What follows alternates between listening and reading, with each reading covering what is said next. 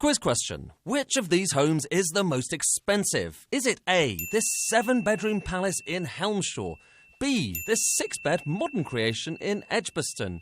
C, this rather delightful 4-bed house in Tottington? Or D, this pokey 1-bedroom flat in London?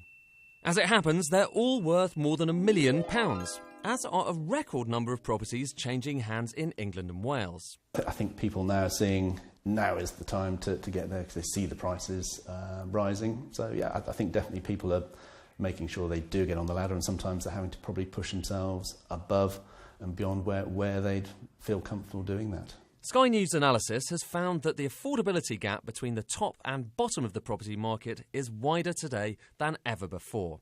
The average property in Kensington and Chelsea is worth around 22 times what locals earn on average. It's also at 20 times earnings in Westminster and around 12 times in inner London as a whole. By contrast, prices in Burnley remain 2.9 times the average earnings in the local area.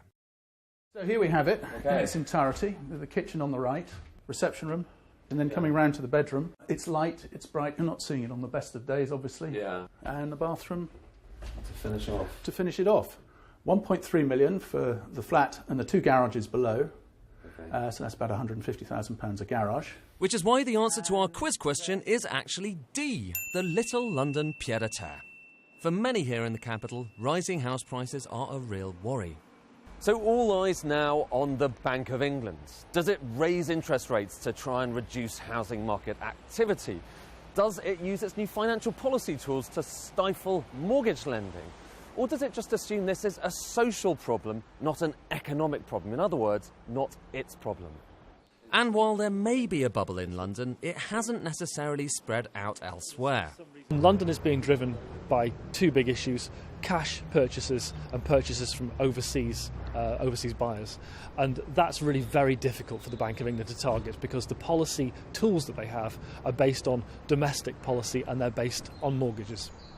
For those looking to buy a house, any higher borrowing costs could be a financial threat. With house prices rising at double-digit rates, the number of £1 million properties is only going to go higher.